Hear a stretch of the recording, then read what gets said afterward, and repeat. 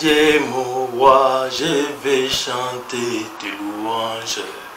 Mon Dieu, mon roi, je vais exalter ton nom. Témoin fidèle, premier-né des morts, ta résurrection est pour moi le salut. Ta résurrection est pour moi la victoire. Témoin fidèle, premier-né des morts, les rochers des anges, Jésus, l'agneau de Dieu. Papa, tu es bon, oh oui, Père, tu es bon. Papa, tu es bon, oh oui, Père, tu es bon. Je te bénirai, je t'exalterai, je te célébrerai toute ma vie, oh Dieu. Bandeko ba bolingo mbote na bino bisika boali MK TV News, chaîne na bino bolingaka, chaîne na bino yaka na masolo ya bien, chaîne na bino yaka na ba motivation, chaîne na bino eza na pona ko lamusa population na biso congolais, chaîne na bino eza na pona ko motiver jeunesse na koyeba na ko simba ya koyi na koyeba kozala ini pona ko ekende na ko développer mboka na biso wana. Ceux qui tout motivé, surtout la musique jeunesse congolaise, était mboka na biso wana ekotira la ka lolenge et ali bongo parce que jeunesse future ya mboka eza na maboko na bino. Otali biso pour la première fois, n'hésitez pas au s'abonner na la chaîne Bino MK TV News. Ceux qui au s'abonner, ko bossa na te ko tia cloche de notification et sengo ya solo na bino, sengo ko kutana na bino susu na vidéo ya na vidéo yo vraiment ya bomoni lelo to changer rythme avant to banda chaque vidéo to zala na temps ya adoration to adorer nzambe na biso ko pesa biso makasi nzambe wazo ko batela biso nzambe oyo aza ko inspirer biso nzambe oyo apesi biso musala oyo osala ya ko réveiller population congolaise parce que trop c'est toi azo ko telemisa biso amabanga na ya azo ko telemisa biso azo ko utiliser biso les voix qui crient dans le silence du désert nzambe ana donc à chaque émission photo bando ko pesa et adoration. Papa tu es bon, oh oui Père tu es bon. Papa tu es bon, oh oui Père tu es bon. Je te bénirai, je t'exalterai, je te célébrerai toute ma vie, oh Dieu. Vraiment, le ton de gloire, raison à la maboko na emoko, emoko azo pesa biso souffle de vie. Na minute oyo epele ya batu, ba komi na tango biso to komite ebele baza na bopito, ebele bazwami pe na ba maladi ya ndenge na ndenge, ebele bazwami pe na ba accident, ebele bazwami pe na ba circonstance moko esali ke bazala na esika oyo biso tovandi te, bazala na esika oyo te, biso tokumisi nzambe po toza na esika oyo, biso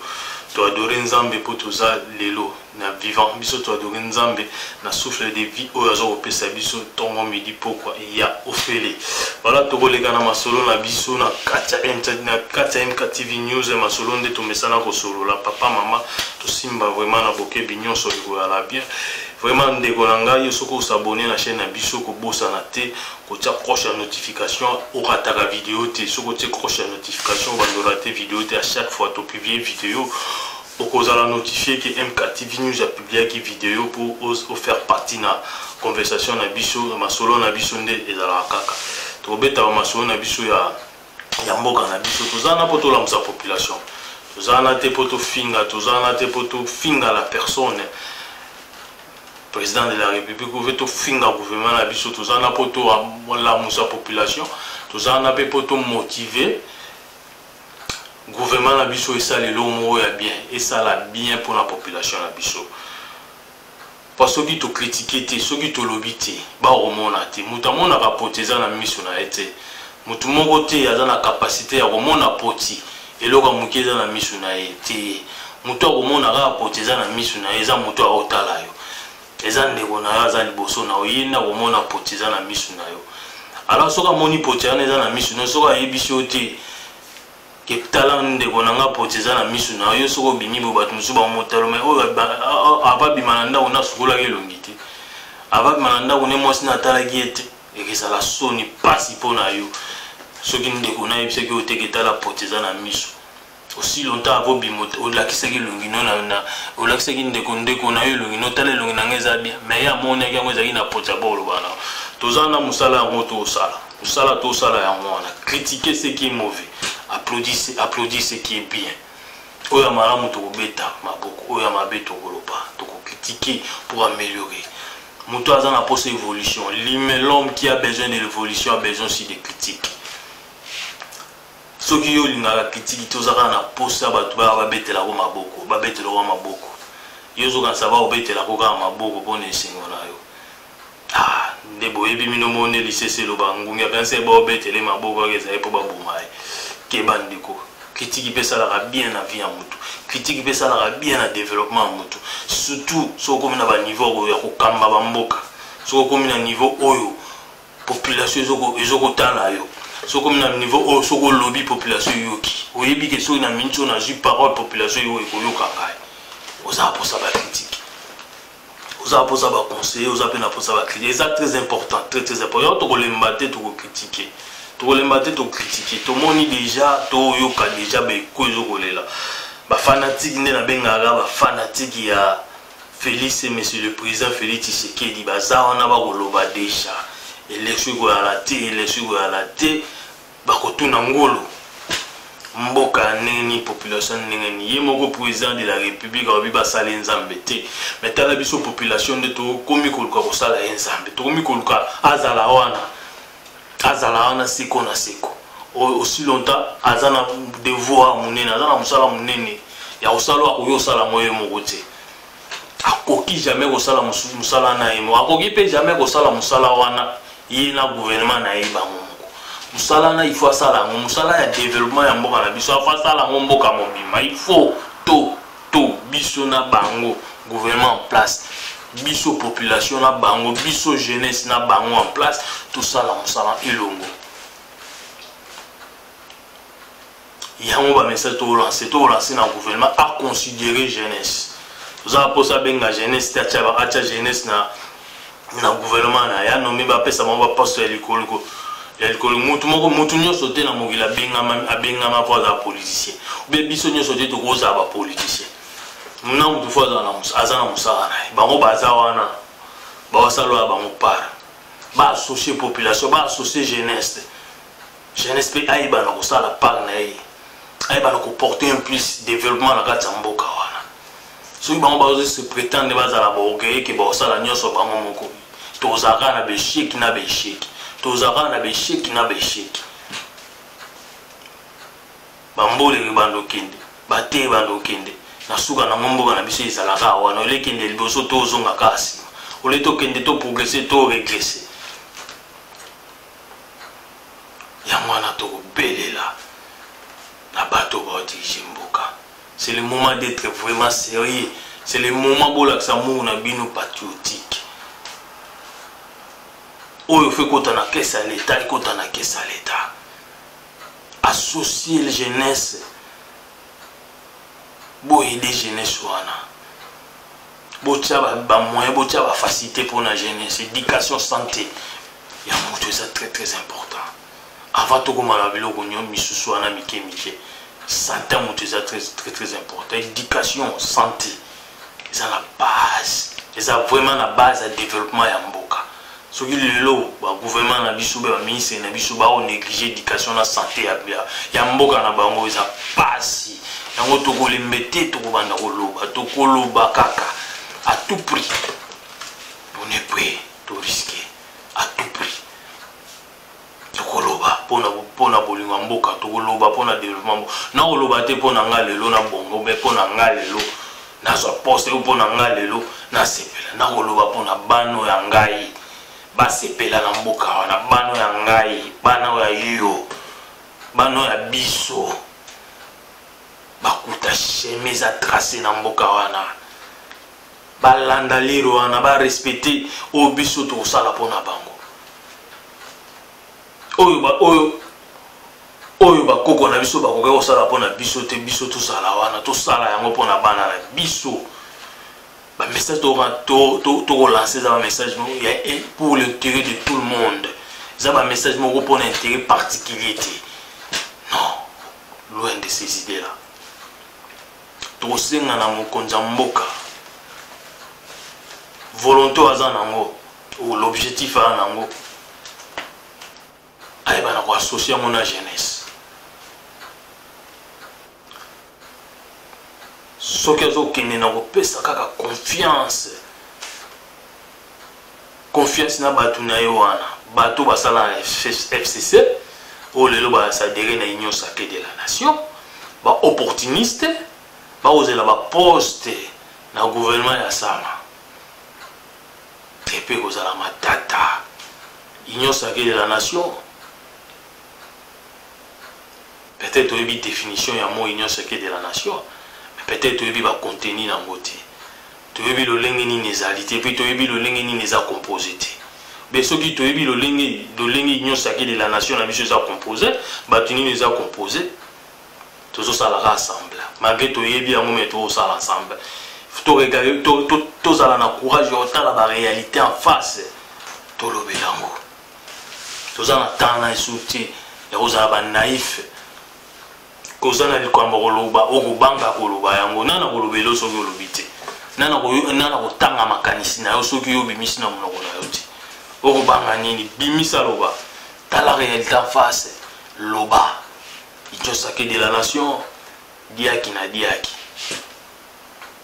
opportuniste nde batondi na union sacrée de la nation wana tala batiki Joseph na bango Kabila na temps moke bango nyonso batiki basopani na union sacrée de la nation yo kasi basopani wana mpo baosala croyez que basopani wana mpo baya travailler pour la nation au moment où basala 18 ans ils n'ont pas pu travailler pour la nation ils n'ont pas pu aimer ce pays ils ont détruit ce pays pendant 18 ans, vous croyez que maintenant on va en union sacrée où ils ont moins de 18 ans. D'abord ça quelque chose de bien. Opportuniste, c'est à la jamosala. Et le ramalam n'ambora. Moi je pense que l'union sacrée wana et c'est le gomoko et go amener biso na rien et rien. Au contraire, ça peut créer des dégâts. Ça va désordre. Talande dans l'hôpital, la réalité en face. On comprend. Dans la réalité en face, on comprend. Jusqu'à présent, monsieur le président dans la majorité, l'union sacrée de la nation et puis si majorité. L'union sacrée de la nation, ils ont composé. Na ba député ba oti ba parti na parti sanganye yo sala union sacrée de la nation. Donc un autre benga mo coalition. Deuxième coalition avec plusieurs partis adhérés na kati coalition. Pour comprendre pourquoi jusqu'à présent mais c'est ça mazan a difficulté il y a qu'à former gouvernement parce qu'il y a beaucoup des opportunistes. Tala va former le gouvernement, il est obligé à consulter la ministre. C'est un gâteau que tout le monde doit avoir sa part. Un gâteau que tout le monde doit avoir sa part. Tout le monde, mais tout le monde mais tout le monde doit comprendre. Na pour ça, tout le monde va comprendre. Au monde, comprendre au lobby. Et ça gâteau mutunyo so fois na part na gâteau ana. Pour ceux qui mutunyo ça se retrouver na kati part na gâteau ana te ah mna muta obenda kande ba benda ni pa Kabila mna muta obenda. Donc mna muta obenda na retirer ba signature na majorité na isa échouté. Bolanda ba prétention te ba les gars non on va travailler pour le pays. Ils ont fait déjà 18 ans. Ils n'ont pas pu travailler pour le pays. Ils n'ont pas pu travailler pour le pays de leurs ancêtres, Ils n'ont pas pu. Et vous passez dans peu de temps, dans peu d'années, qu'ils vont voir cet amour directement, automatiquement, magiquement. Tout va transformer, tout va basculer dans ma tête, dans de négatif à positif, ou de mal à bien. Ne pensez pas comme des naïfs. Toute la réalité, tout cancer. Ça serait mieux chez le temps. qu'il y a une élection 2023 élection automatiquement quand une constitution il va 5 ans après chaque 5 ans élection il faut ça là mais on est à constitution il va 5 ans il va 5 ans une seconde il va 5 ans élection des mandats essayés il va 5 ans une seconde 5 ans donc 5 ans 2023 tous en élection et vous allez bien pour nos fanatiques à IDPS et vous allez bien pour nos fanatiques à Félix Tshisekedi ce qui vraiment ça sûr que population dans la cima IDPS mais population dans la cima Félix Tshisekedi bakende ba même mboka na 2023 na élection comme ça population a voté et ça une majorité na yemoko ya IDPS azala dépendant na batu misusu azala dépendant na ba voix ya ba parti misusu comme ba FCC ba PPRD non même mboka na élection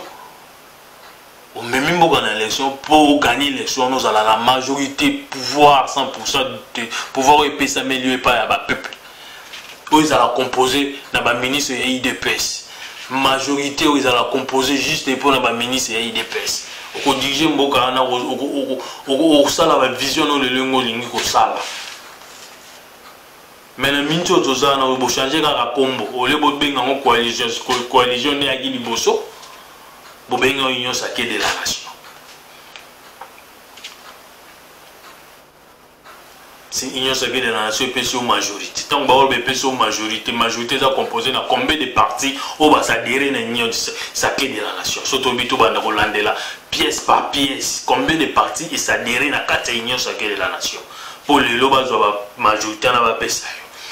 et on a le besoin gâteau que chacun c'est un gâteau que tout le monde sait que chacun doit avoir sa part na gâteau parce que son moutazu par na été mona ben nana majorité ne ko kweya bo mona bato ana nde balinga mboka te na on a ben ba opportuniste to fungola miso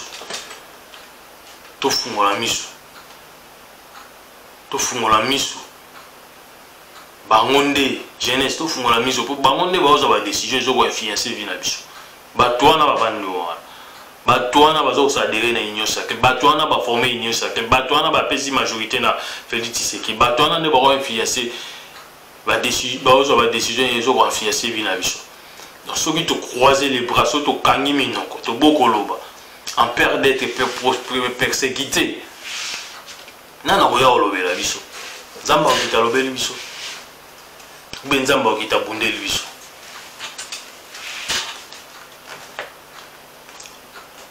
nzamba okita bundeli biso te nzamba okita lobeli biso te nzamba asapesi biso ba capacité nyonso to komona to comprendre eloko esepesa o te leka loba olobi yango biso tosala tosala nzamba atindi biso tosala tokolembe te tokosala toyoki tomoni tozwi tobileki tosali vidéo topublie tobimisi yango na poisa tokobomba tia tobomba mpona ni bolingi toloba te tokoloba toza na biso tout toza ba congolais Congo c'est pour tous les congolais alors tout congolais a un devoir à faire pour son pays tout congolais doit contribuer au développement de son pays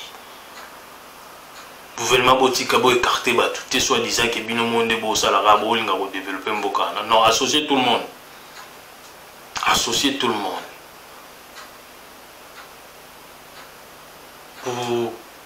pour les élections ce que je peux dire que la constitution doit être respectée 5 ans pas 5 ans une seconde 5 ans c'est 5 ans pas 5 ans une seconde à répéter au juge MKTV News Hôtel Bisso pour la première fois n'hésitez pas à s'abonner la voix qui crie dans les silences du désert m'a dit Kalombo le bâton noir dans un abonné à Bino jeunesse n'a pas s'abonner vraiment massivement vous s'abonner massivement na la chaîne à Bino puis vous savourer puis massivement na la chaîne à Bino partagez aimez votre vidéo Bengi MKTV News numéro 0 0044 79 26 143 409 plus 44 79 26 14 34 09 Bengi MKTV News na masola bien na baida bien vous en la poste to lection na chaîne na bino n'hésitez pas bengi biso to lection na ta chaîne na bino pour nous motiver population pour nous réveiller population na mambezo ko leka auto mona déjà bien té ko leka mboka na fo tonga mboka na fo vie sociale à la stabiliser mboka na fo courir à la permanence mboka na fo mai à la permanence na mona raison ni té tous na mai té na mona raison ni té tous na courant aussi longtemps tous na fleuve Congo aussi longtemps tous na barrage Inga ils ont produit déjà ba courant na ba pays africain mais na pays na biso moko ils ont produit participer mawa to lobate pour nanima mabo to lobate parce que batu moko balingi basala mutu moko roi du Congo parce que ba fanatique moko balingi to lobate pour le latindi ba bis balingi to lobate ba bis salini ba bis résoudre des solutions ya mabuma batu ba bis yango ko tambola pe na nzela ni soyons un peu sérieux to zala totala ba réalité ba bis wana to za jeto to yebi histoire ya mboka na biso ba bis city train na sera impère et c'est ça mobutu pa ya kana ko to suka wapi na ba bis wana est-ce to koka ko entretenir ba bis wana est-ce to koka ko maintenir ba bis wana za na bon état lelo to suka na ba bis wana bokasika lelo nde yende to ko entretenir yango tant tous na ba moyen tant ba facilité tous na ba facilité c'est-à-dire ba biloko wana ba compagnie d'entretien ba compagnie de maintenance et ça te voit même des compagnies de nettoyage et ça la raté na mboka wana le lobby c'est koya oui bisane ya koya bando kotambola na banzelo eza non mabe tant bando kotambola bando denda ba motiser kufa ba moto kufa à maintenance c'est pas juste solution maintenance on mboka ezalaka mboka ba surprise vaccin lingo ya ba lobité papa pou vaccin kiti malango ba présenter vaccin tant bazosala ba démarche pour vaccin et ya batika le kana TVT pour bazala transparent devant population na bango kino tozosala ba démarche pour vaccin ya ba bombi pou mboka ba magie vaccin kiti tant bazosala préparation pour ba bisi ya ba le kiti pou ba bisi etambola na nzela ni tobeta maboko tobeta bilo maboko na bilo wana kureza na utsa kureza tsa ma ezalité na bilo ba senga bino ya bilo mutoko la ko ken ko la na kata bisi nota mutoko ko mela pétrole boche na kata bisi te ma ezate ba ba souffrir ba bilo wana na fo ko bana nango ba bisi wana ko yana ngo pa to kende na étape to briser ba étape te pona opakola ka ba mateka ne longi non mais pour pas que la mafuta ya ngulu na mbepo de na pesa ba ona ka ba bis ou beto sombela ba ka na ba bis